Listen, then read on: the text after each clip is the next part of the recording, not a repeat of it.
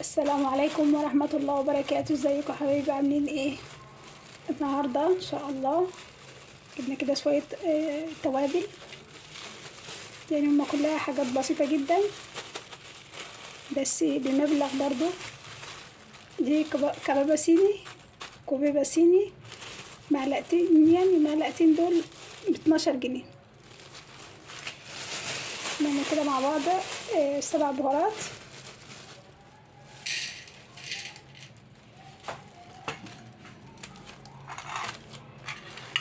دول بالظبط معلقتين كده كوبيبة صيني، عليهم معلقة فلفل اسود،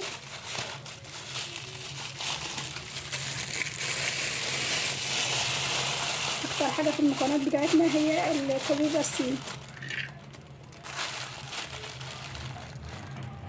بقى معلقتين كوبيبة صيني عليهم معلقة فلفل اسود،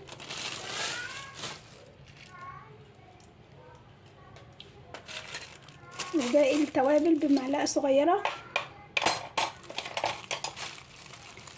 ده قرنفل او مسمار، هاخد منه معلقة صغيرة. الحبة دول ب10 جنيه.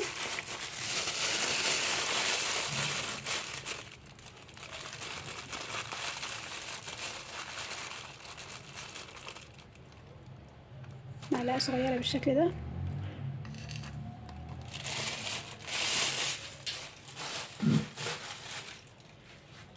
وعندنا حبهان،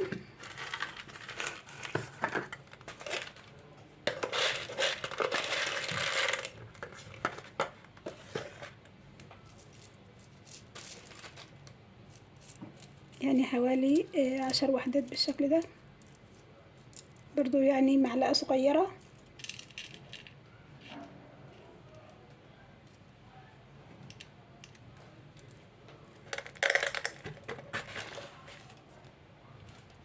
وعندنا باقي ال7 بهارات: معلقة صغيرة جنزبيل، ومعلقة صغيرة قرفة، ومعلقة صغيرة جوز الطيب. لو ما عندناش جوز الطيب مطحونة، هنجيب واحدة كده من جوز الطيب، بلحة من جوز الطيب، وهنكسرها وهنحمصها مع التوابل وهتطحن معاهم. يبقى دول الأربع مكونات الجافين الناشفين، هنحمصهم وبعدين هنضيف عليهم التوابل المطحونة.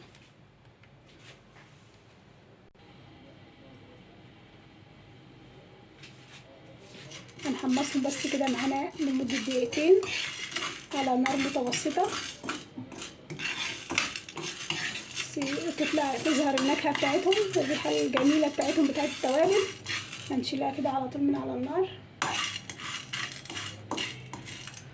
حد يضاعف يعمل كمية كبيرة يضاعف الكمية.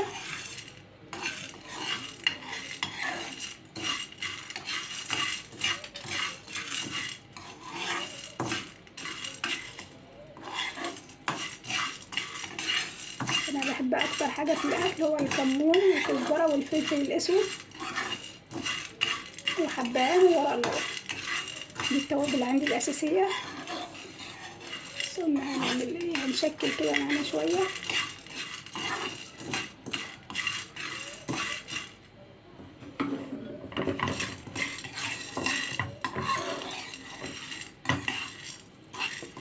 نعمل شوية ملح مبخر كده حلوين.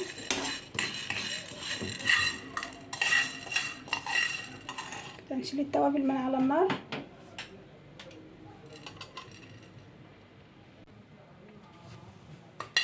هنضيفهم بقى في المطحنة.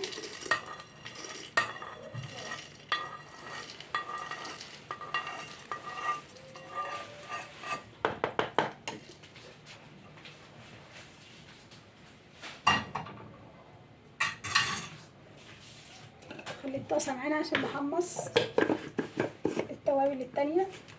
نعمل يعني نوعين من التوابل ونفرمهم بقى عشان الصوت، ونرجع نشوفهم مع بعض.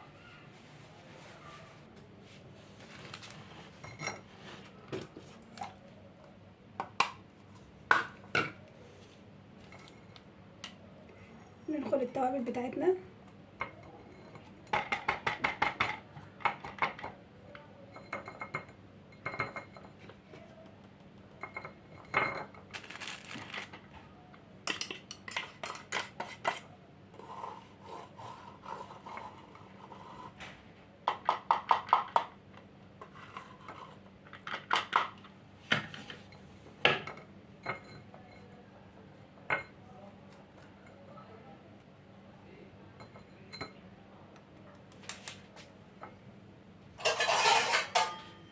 اكتر من فلفل.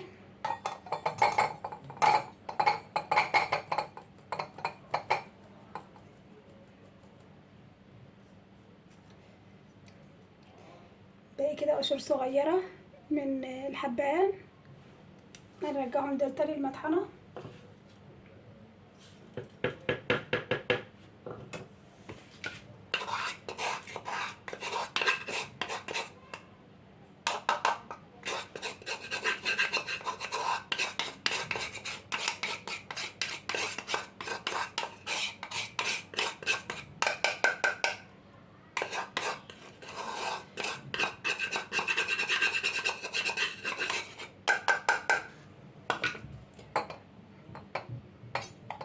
دي الكمية بتاعتنا.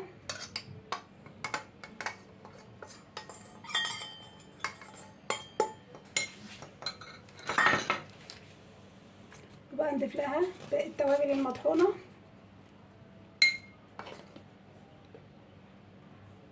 معلقة من جوز الطيب، معلقة صغيرة، معلقة قرفة،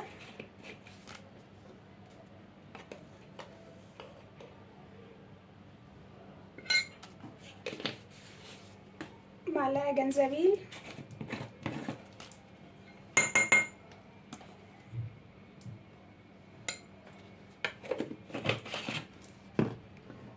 توابل ريحتها جميلة جدا ما بتتحمص.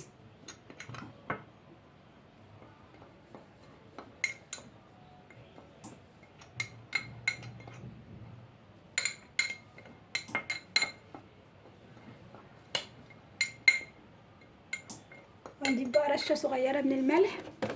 عارفين اي توابل بنشتريها جاهزة من بره بيبقى فيها ملح، لان الملح بيحافظ على التوابل بتاعتنا، يعني مش مجرد ان احنا بنضيفه كحاجة، لا ده مادة حافظة يعني. ربع معلقة صغيرة.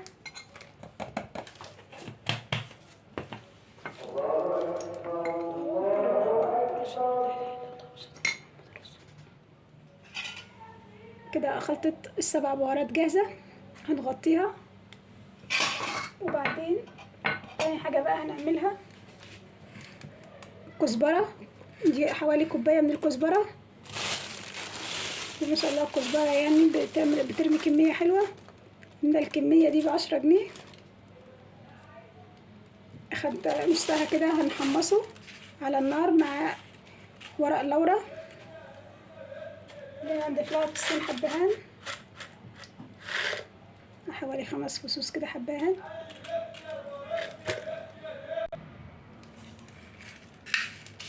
حمصت كده الكزبرة مع ورق اللورا والحبهان، هنفرمهم بقى في الكبة ونرجع نشوفهم مع بعض.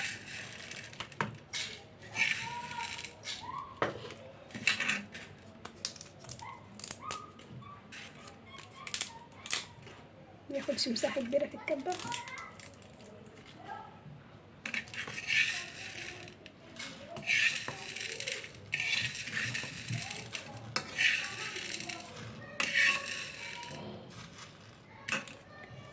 هنفرمهم بقى ونرجع نكمل. الكزبرة معايا بالشكل ده، ريحتها خطيرة.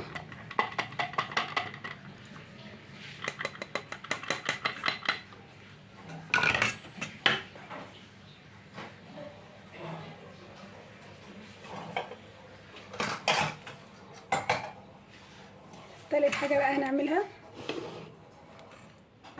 هي الكزبرة برضو مع ورق لورا وحبهان.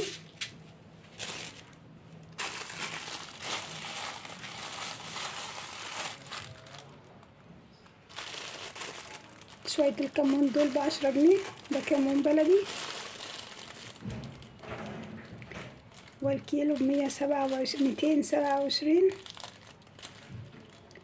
دول 40 جرام ب10 جنيه. هناخد نصهم. انا برضو بحب اطحن، يعني مثلا الكمية دي تكفينا نص الشهر، وبعدين ابقى اطحن الباقية بحيث ان النكهة بتاعتنا تفضل جميلة كده وحلوة، ما اطحنش كميات كبيرة يعني.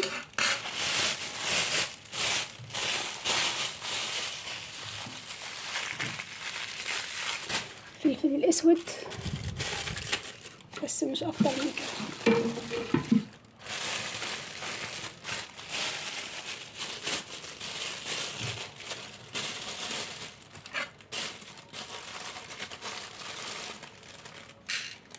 كده خلاص حوالي معلقتين.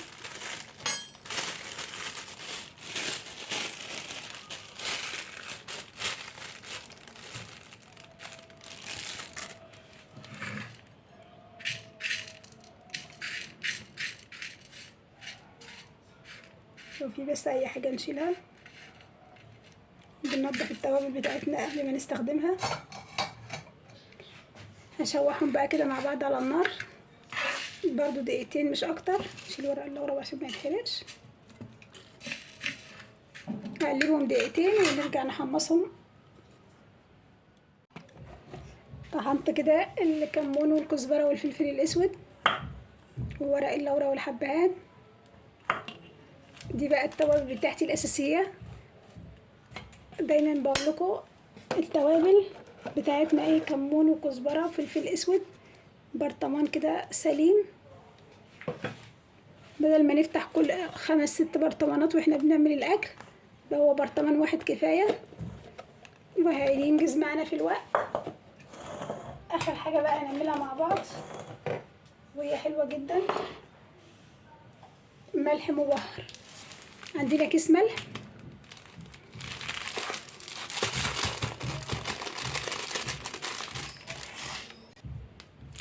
عندنا بقى الملح في الكبة بتاعتنا. نضيف جزء من الملح على قد الكبة ما هتشيل.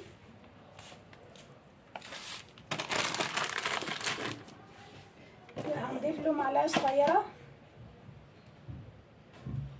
من الكمون والكزبرة والفلفل الاسود وحبة صغيرة من الشطة.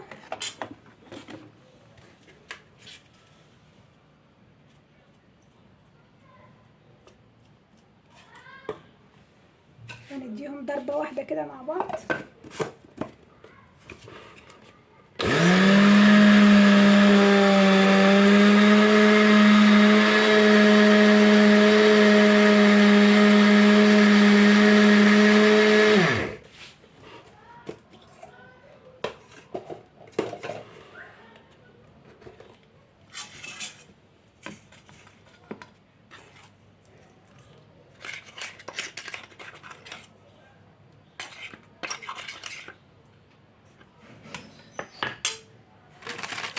نعمل بقى الكيس كله بالشكل ده. نعبي كده في برطمان.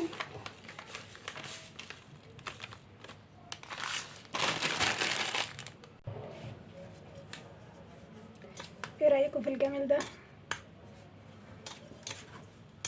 اخر مطحنه كده ضفت عليها نص معلقه صغيره من البابريكا.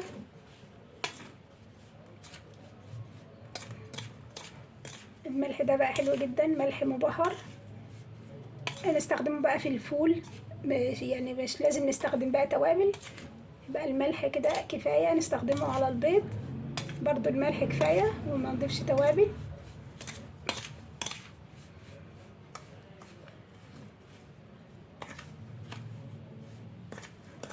حلو جدا في الشوربه،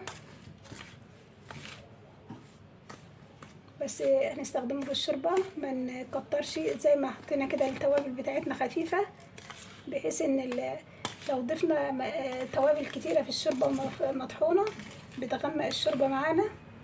طبعا لو عايزينها الرز ولا حاجه بيبقى الرز شكله مش حلو، لكن طبعا الشوربه بيبقى ريحتها جميله وطعمها حلو. فبنخلي البهارات بتاعتنا خفيفه على مطحنه التوابل. على المطحنه كده ملو المطحنه ملح، ضفنا نص معلقه صغيره من التوابل.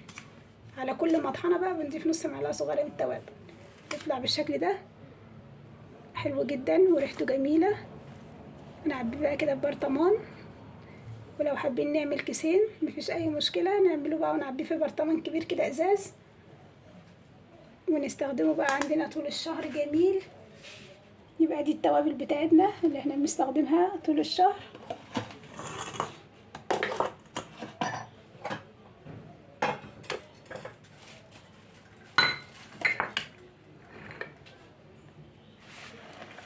دي كده كل البهارات بتاعتنا اللي استخدمناها النهارده، اللي جهزناها للشهر كله.